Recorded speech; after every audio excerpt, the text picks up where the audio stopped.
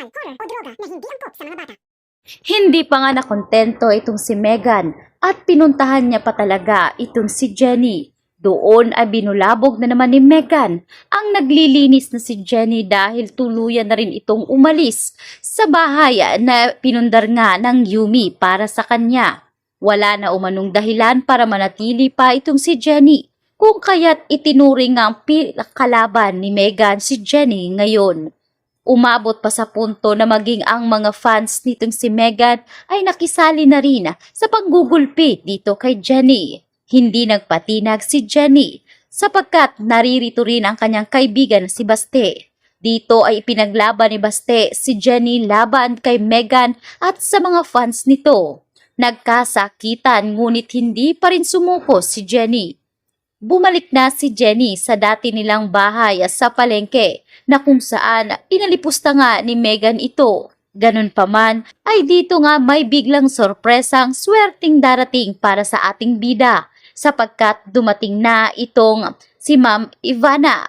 At dito nga sinabi ni Ma'am Vana kay Jenny na hindi huli ang lahat. Nawala lang siya sa Astra M pero hindi ibig sabihin ay hihinto na rin ang karir nitong si Jenny. Dito ngayon ay sinabi nga nitong si Ma'am Vana na kayang-kaya niyang pasikatin muli itong si Jenny.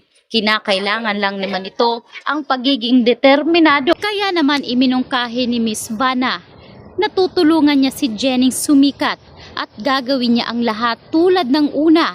Hindi niya pababayaan itong si Jenny. Hindi niya umano kailangan ang Astra M o ang Yumi sapagkat matapos nga raw siyang pakinabangan nito ay parang basura na lamang na itatapon ng ating bida. Kaya naman tuwang-tuwa itong si Jenny sapagkat mabibigyan na naman siya ng panibagong pagkakataon. At dito sa paglabas nga ng bagong grupo ng Yumi na hindi nakasama si Jenny ay dito rin sasabayan ni Jenny ang paglabas rin ng kanyang sariling solo album na kung saan marami ang nagulat. Marami ang nagtaka, marami ang humanga sapagkat matapos ngang matumba si Jenny at itapon ng Yumi ay dito babalik si Jenny ng mas malakas, mas sikat at sariling sikap ni Jenny. Marami ang humanga sa ating bida.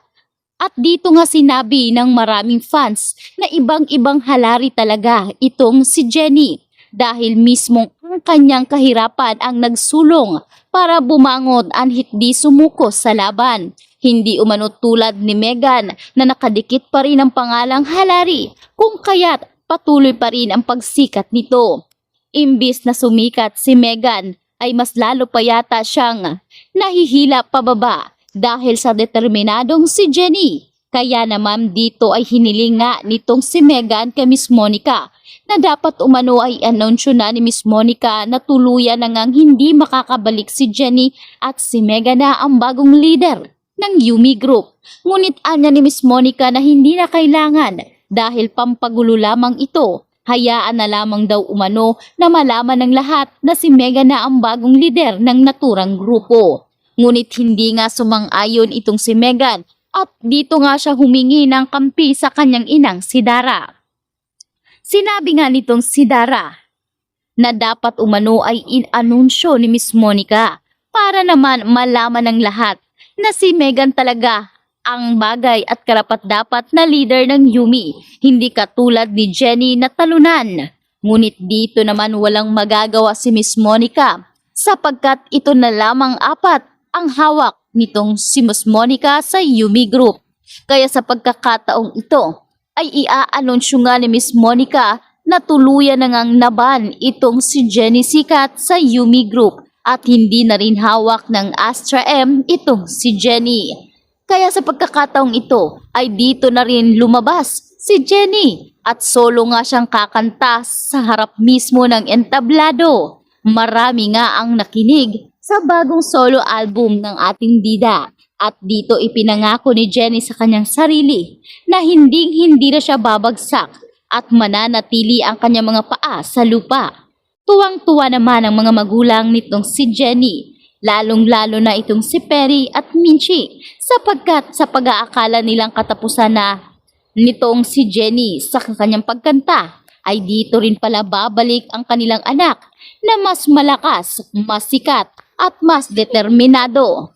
Kaya naman nagpapasalamat itong si Minchi kay Miss Vanna dahil binigyan umano niya ng pagkakataon muli itong si Jenny. Tulad ng unang ginawa ni Miss Vanna kay Jenny kung paano hindi sumuko sa kanilang hamon ng kanilang buhay. Dito inamin din ni Jenny na iingatan niya ang bagay na ibigay ni Miss Vanna at ang oportunidad na ibinigay nito muli sa ating bida. Kaya tuwang-tuwa itong si Miss Vanna dahil na-appreciate niya talaga ang pagsusumikap ng ating bidang si Jenny Sikat.